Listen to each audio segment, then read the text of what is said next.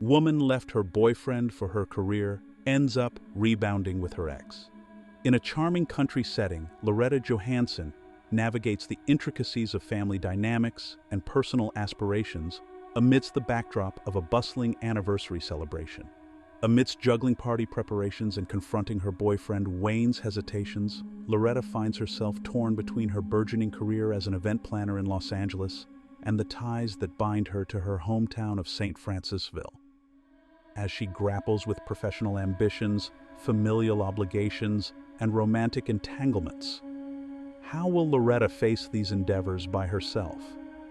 Strap in, movie enthusiasts, it's recap time. Today we will be recapping a film named Home by Spring from the year 2018. I hope you enjoy the video, so let's start. Loretta Johansson strolls out of the cozy country inn, casting an appreciative glance at the festive decorations being meticulously arranged. Another woman, clearly frazzled, calls out to her in a rush. As she approaches, panic evident in her voice, she bombards Loretta with questions about the musicians, the catering, and other party essentials. With a reassuring smile, Loretta assures her that everything is on track for her grandparents' 60th anniversary bash to be a roaring success. In the midst of this conversation, Loretta notices her mother, Susan, diligently placing azaleas in the centerpieces. Loretta heads over and suggests to her mom that cherry blossoms would be a better fit, having specially ordered them from Oregon. Susan argues that azaleas are local and symbolize their town, but Loretta stands firm on her preference. Compromising, Susan agrees to relocate the azaleas to the photo booth. With the floral situation addressed, Susan shifts the conversation, asking Loretta if she has spoken to Waine, her boyfriend. Reminding her daughter of the need for a serious conversation, Susan mentions that it's crucial for them to discuss matters. Reluctantly, Loretta leaves for the lake to find Waine. At the lake, Waine and his friend Turner engage in a conversation about Loretta. Turner, curious, questions why Waine hasn't proposed yet, considering Loretta's amazing qualities. Waine shares that he's waiting for the perfect time and moment. Just as they discuss this, Loretta appears, determined to have the much-needed conversation. Despite Waine's attempts to divert her attention, she insists on addressing the issue then and there. The tension suggests an ongoing disagreement between them.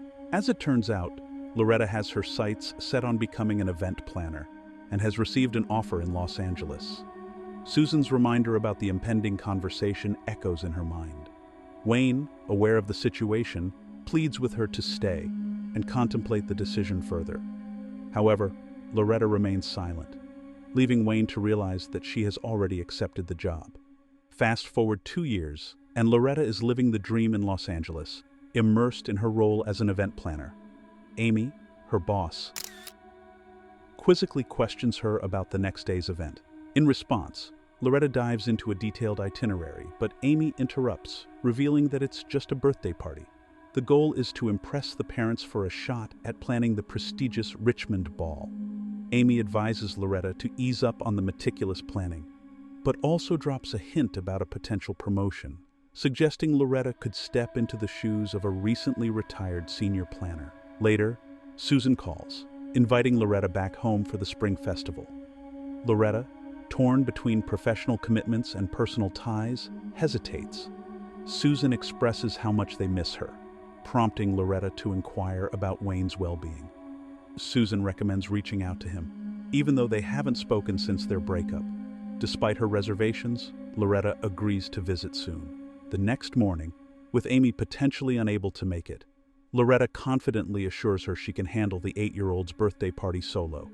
Despite a bouncy castle mishap, Loretta adeptly resolves the situation, but ends up needing a quick change, opting for Amy's laundered dress. Returning to the party, she's mistaken for Amy by influential guests, Paul Parente and Michelle, who commend her planning skills. Rather than correcting the misunderstanding, Loretta decides to go along with it. Later, at a cafe, Howard, who is Loretta's boyfriend, appears. And as she shares her encounter with Paul, he encourages her to attend the meeting, recognizing its career potential and urging her not to miss this significant opportunity. The next morning, after flawlessly managing the birthday party, Loretta is stunned to learn from Amy that she has been passed over for a promotion, introducing Elizabeth as the new head planner. Despite the shock, Loretta attends the meeting solo, pretending to be Amy. In Paul's office, she discovers that he and Michelle, unable to officially get engaged due to Michelle's traditional billionaire father, Arthur Wellerson, want her to plan a weekend retreat to bond with Arthur. Tempted by the opportunity, Loretta hesitates about revealing her true identity, but ultimately accepts the job, withholding her real name. Confessing to Howard, who supports her decision, Loretta rationalizes it as a chance for Amy to plan the parent Wellerson wedding, agreeing to maintain the charade, while Howard offers to accompany her. Back home, Loretta confides in her mother, who agrees to play along as Amy, urging Loretta to meet Waine for help with outdoor activities. Approaching Waine by the lake, her plea for assistance is met with initial annoyance and rejection. Leaving a deposit check by his car, she implores him to consider saving the inn. Waine, surprised by the check's amount, reconsiders and takes her to the rundown inn. Proposing to stay at the main house, Loretta, to her dismay, discovers its poor condition. She suggests a French press for Paul's comfort and finds Waine's passport, sparking curiosity about his intentions to leave St. Francisville. Later, as they bond over a car repair and a drive, Loretta's emotions are stirred by the picturesque landscape. At dinner, Turner's inquiry about Howard leaves Loretta feeling uneasy under his meaningful gaze, setting the stage for further complexities in St. Francisville. The next morning, while waiting for Arthur and Paul, Loretta notices the sunflower drooping inside. Concerned, she asks Waine for tools, and he directs her to the toolbox in the barn. To her surprise, she discovers a ring in the toolbox, leading her to realize that Waine had planned to propose to her. A wave of sadness washes over her, but before she can question him about it, Waine informs her that Paul and Arthur have arrived. As Arthur greets her, mistaking her for Amy, Loretta asks Susan to show him to his room. Paul looks uncomfortable in his newly purchased outdoor wear, and Loretta notices his new boots. Wanting to spare him blisters, she offers to find him some old boots. Waine, in a playful mood, mocks Paul, contemplating ways to make him look like a seasoned outdoorsman. The next day, they embark on outdoor activities. Waine observes Arthur searching for something in the trees and discovers he is looking for a pleated woodpecker. Waine promises to take him on a special trip to spot the elusive bird. Loretta helps Paul by trading packs to lighten his load during the hike. Waine deviates from Loretta's planned itinerary, making things challenging for Paul. Despite the difficulties, Paul manages to persevere with Loretta's assistance. Michelle calls Loretta that evening, expressing gratitude and seeking her assistance in gaining Arthur's blessings for Paul. At dinner, tensions rise as Loretta hands over another itinerary to Arthur, who desires spontaneity. An argument erupts between Loretta and Waine, with Loretta accusing him of intentionally complicating things for Paul. Waine counters, highlighting the futility of Paul pretending to be an outdoorsman. That night, Loretta shares her aspirations with Waine, expressing her longing to explore the world. The next morning, Susan advises honesty with clients, and the duo attends the Springfest while Arthur and Paul explore an itinerary site. At the lodge, Paul discovers Loretta's phone, revealing Amy calling. Confronting her, he learns about the promotion deception, prompting Loretta's admission and a promise to tell Arthur. However, Paul urges her to maintain the ruse to avoid further upsetting Arthur. The next day's woodpecker quest brings emotional revelations, with Loretta apologizing and Paul expressing his reluctance to marry without Arthur's blessing. Susan advises Arthur to accept Paul, and Waine signals success, fostering a joyful reunion. A successful woodpecker sighting strengthens Paul's bond with Arthur. Despite Susan's encouragement for honesty, Howard's surprise arrival complicates matters as he assumes the role of Amy's boyfriend. During an evening around the fire, Howard, engrossed in his role, proposes to Loretta, catching her off guard.